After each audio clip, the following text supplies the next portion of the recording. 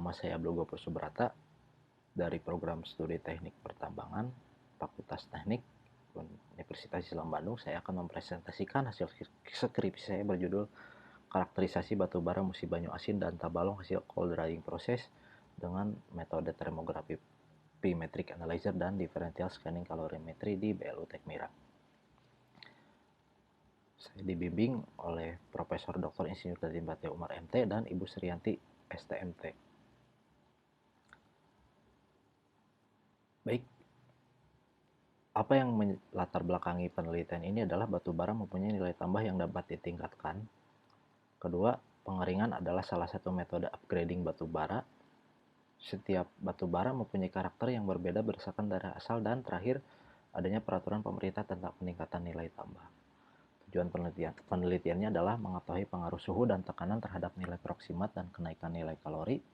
Yang kedua, mengetahui karakteristik pembakaran batubara setelah proses pengeringan yang dipengaruhi oleh suhu dan tekanan dengan menggunakan analisis TGA-DSC.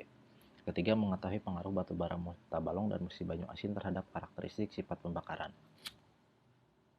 Batasan masalahnya yaitu mencakup sifat pembakaran, yaitu untuk mengetahui nilai TIG, TBO, Tmax, dan Rmax, serta analisis proksimat dan kenaikan nilai kalori. Alur penelitian dilakukan di Laboratorium Batubara Tekmira. Data-data yang didapat adalah analisis proksimat yang mencakup kadar air, kadar abu, zat terbang, dan fix karbon. Yang kedua, analisis nilai kalori. Ketiga, analisis TGA-DSC. Sampel berasal dari dua daerah, yang pertama dari Kabupaten Musi Banyu Asin, Sumatera Selatan, dan kedua Kabupaten Tabalong, Kalimantan Selatan. Ini keterangannya. Suhu yang digunakan saat pengeringan yaitu 200 derajat Celcius dan 300 derajat Celcius. Tekanan yang diberikan 1 bar dan 50 bar selama 1 jam. Berikut hasil analisis proksimat dan nilai kalori. Hasil ultimat. Nah, ini adalah alat utama yang digunakan untuk membaca penurunan berat sampel dan sifat pembakaran.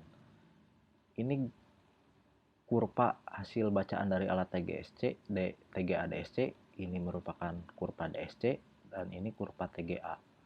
Jadi ini masih mentah, harus dilakukan perhitungan lebih lanjut. Data yang didapat ada onset point, peak maksimum, point of reaction, dan offset point. Ini hasil perhitungan yang lebih lanjut. Ini rumusnya. Nah, ini adalah kurva hasil gabungan dari TGA dan DSC. TIG itu berada di sini. TIG itu adalah temperatur ignition. Tmax ada di puncaknya, yaitu temperatur maksimum. TBO ada di sini, temperatur burnout. Rmax adalah kecepatan pembakaran itu sendiri dengan satuan miligram per menit. Ada 6 grafik. Nah, ini pengaruh suhu dan tekanan terhadap proksimat, bisa dilihat.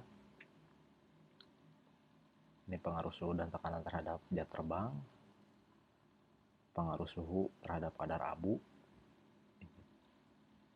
terhadap fix karbon. Ini kenaikan nilai kalori.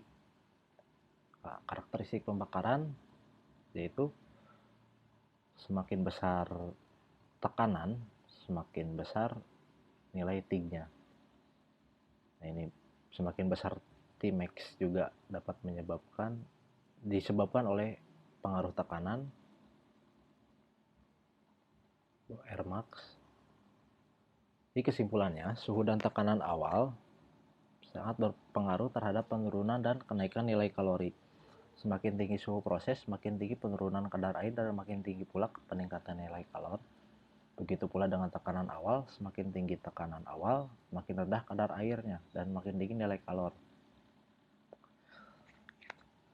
Dengan nilai proksimat, tekanan dan suhu dapat memperkecil nilai moisture, zat terbang, dan kadar abu. Tetapi tekanan lebih berpengaruh dibandingkan suhu.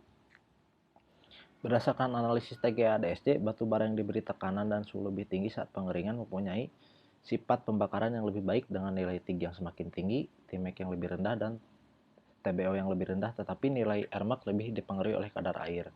Perbedaan karakter yang dimiliki adalah batu bara tabalong mesti diberi tekanan yang besar agar kenaikan kalorinya signifikan, dengan tekanan yang kecil hanya sedikit kenaikannya.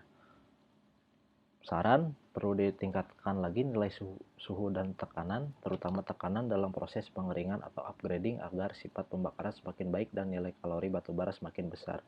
Untuk hasil yang lebih akurat, perlu dilakukan kalibrasi secara berkala pada alat TGA-DSC. Demikian presentasi dari saya. Billahi taufiq wal hidayah. Wassalamualaikum warahmatullahi wabarakatuh.